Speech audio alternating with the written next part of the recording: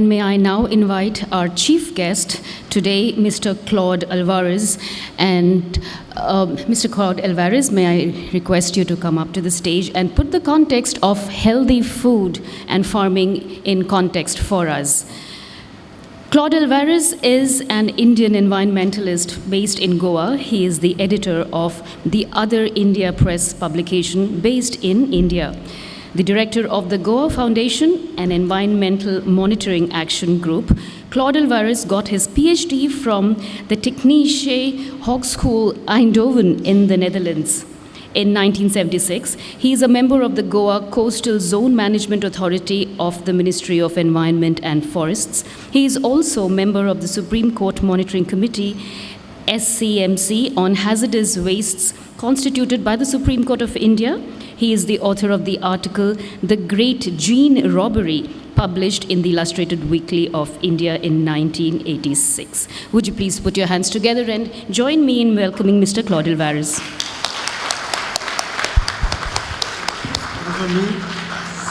Thank you, thank you. All right. I don't need this. All right then. This is okay, it's fine by me. Thank you. So, Saturday morning, I'm very happy to be here. At the request of Daryl, whom I hold in very high admiration for whatever he has done. I'm still trying to aspire to be as thin as he is. I've succeeded quite well, but I've still got a few kilos to offload. And putting this event together is a remarkable exercise for Goa, because Goans as a group are not normally interested in these issues. They are interested in a lot of other issues, including football. There's no such thing as organic football, but they're interested in few specific activities. And the rest of the time, I think they're not particularly keen about spending too much time in these, particularly organic farming. When we began organic farming several years ago, 40 years ago, the organic farming movement began in India. It was a very small thing, at the level of one or two small associations.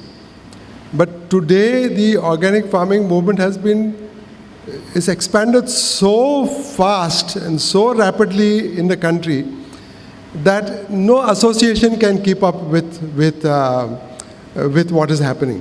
And I was with the Organic Farming Association now for 20 years. And we have seen this, it's sort of like a flame which has taken over the whole country. And one of the important things that has happened is that the government of India has become one of the biggest promoters of organic farming. As a matter of fact, the present Prime Minister, whom I don't agree with at all in most things that he says and does, but as far as organic farming is concerned, he has several times, even in Parliament, the only Prime Minister who said, please do organic farming and stop using chemicals. Stop using chemicals. It's a very significant message from the Prime Minister of a country which is practically ruled by chemical fertilizer plants like the one that we have here, Zuari Agro Industries, pesticide manufacturers, big pharma, all these guys, they rule our lives practically in telling us what to eat and what to grow. And so. But Prime Minister at this stage to say it several times, to inaugurate policies where you can get funding for doing organic farming if you so require, and to push it endlessly wherever he goes. I think this is something that is new, that has never happened before. Of course, you'll say Jawaharlal Nehru, who was our first Prime Minister, did not need to talk about organic farming because he died before chemical farming started. I mean, Jawaharlal Nehru, as our first Prime Minister, he was eating organic food. There was no question. Chemicals came into India only in 1966 to the Green Revolution. Before that, the President of India, everybody used to eat organic food. There was no question about it. There was no need for certification. There was no need to teach people organic farming because we all grew food organically. But now, if you ask the President of India whether he can eat organic food, no. He may be the President of India, but he can't get organic food. The Prime Minister himself cannot get organic food. As a matter of right, like you go to a market and buy, something which you need, you can't get it. I was with the association for 20 years as its director. Even I could not get organic food. I was forced sometimes to go to the market and buy things which I didn't want to go and buy. And then finally, my wife and myself, now she is a High Court advocate, but together we set up our own, got clear Chanmal to come and show us how to do organic farming. And now we eat the food that we grow ourselves. And we have got our own chickens, and we have got, just like the old small little homestead farm, where we grow our own tamdi bhaji and whatever, spinach and whatever is required. And more or less try to depend. Even now, we are not able to say that 100% of what we eat is coming from an organic farm. That's not possible. Because as Daryl said, we have contaminated everything with chemicals. Unless you take the process of growing food back into your hands, you are doomed to eat this rubbish. Either it is farm food which is contaminated with pesticides, or it is processed foods which is actually as bad. Whether you get this stuff from the markets where so many things are done to the food. Nobody knows why you have to do something to the food, but it's done to the food. You take wheat, then you crush it, you refine it, then you fortify it again, and all that sort of thing, so that some corporation somewhere can keep it on the shelf for 6 months without having to bother about it. That is the only purpose. The food business is meant for the industry, not for you and for me. So today's session is very interesting because it brings us all down to earth. Because without soil, without looking at the soil, and most of us don't even think about the soil nowadays, all of us have got this strange vocabulary of educated people which tell our children really when they go out to play, don't get dirty. Don't bring dirt into the house. Because soil for us, mud, earth, in the educated family, which is very clean about having white clothes and white this and white sugar and white rice and all that, is dirt. And therefore to be treated like dirt. So we have to change our whole approach to looking at the soil, because the soil supports us. When we walk, we need soil. We need something on which we can walk. The only time we don't need soil is when somebody puts us on a stretcher and takes us to a hospital or something. But otherwise, most of the time, we have to walk, we have to look at the soil, we have to look at what the soil contains. And every bit of soil, every cubic meter of soil contains millions of organisms. So why are you feeding the plant as though 97% of the nutrition is coming from the soil? This is your botany, this is your biology, this is what all your scientists tell you. Yet when you do agriculture, you do just the reverse. You keep dumping things into the soil because you think somehow the plant will produce from whatever you have dumped there. But a plant is a self-sufficient mechanism. It doesn't need you to survive. Today, because we have got educated folk in the planning ministry, they think that without NPK, chemicals, fertilizers, pesticides, phosphorus, etc., plants cannot survive. But as I tell you, you walk around the streets of Panjim and see how many trees are surviving very well without any help from any human beings. Because they know how to survive. They can survive on their own.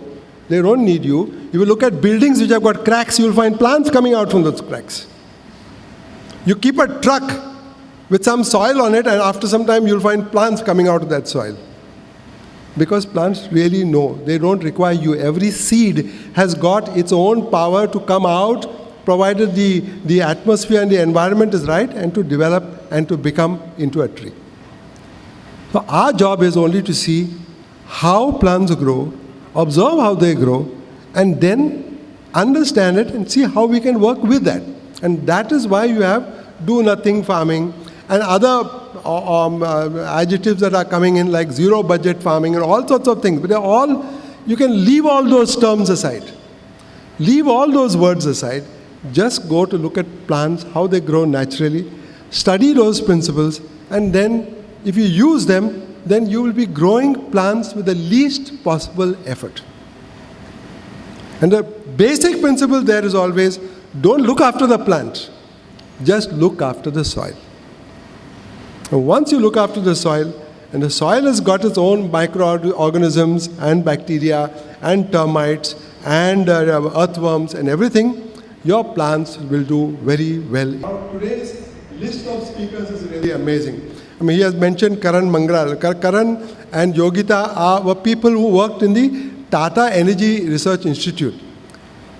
And then they dumped all that because they said that, this is not our business in life to spend writing reports. And most of the reports will always be fabricated or concocted or cut-paste jobs. So they said this is not a humanist thing where human beings should be involved in. So they got out, this young couple, and they have restarted keyed in their life once again and become the most extraordinary organic farmers in Goa. And they go around teaching people how to do very good organic with very little cost. Then you have got Clea Chanmal. Clea Chanmal I always refer to as Earth Mother. Because if you are with Clea Chanmal, you will get a whole vision of how to do farming and how you can master your resources, how to look at plants, how to look at soil in an integrated way, with very little cost. Miguel Braganza, who will come to speak, he's a total wizard. If there's any problem that anybody has about plants, you just have to call Miguel Braganza. And he'll rattle it off. 2 days ago, I wanted some information about the kazans. I said, Miguel, I don't understand this aspect of the kazan. So he gave me a 10-minute lecture on the kazan, this, that. And I said, thank you very much. My doubts have been all cleared. So these are the type of people who are coming to talk to you today. And all of them are practical people. They will tell you very specific things. And my expectation, despite what Daryl said yesterday, is that when you go from this meeting, the soonest you can, you will get whatever containers that you have and broken down buckets and old tires and whatever space that you have, and you will put it to doing some work to produce food for you and for your family. Because all the lectures that are given to you on safe food and all that mean nothing really today, unless you can buy organic food, which is, of course, you have to be a rich man, or you grow it yourself. Then you can grow an endless supply if you know how to do it. And today's guys are all masters in the art of doing it. And therefore, I think from all the points of view, I'm going to speak tomorrow on Goa's environmental issues. I'm trying to give a presentation. This is an advanced promo for tomorrow's lecture. Basically only on environmental issues, but what is going to take place today is really immensely practical in terms of how you should proceed if you really want to say, from this Earth Summit, what do I do and how can I do it? Today's session is these sessions are going to do it. So thank you very much. Have a good day and keep your minds open and let it all soak in like dry earth just waiting for the monsoon. Thank you.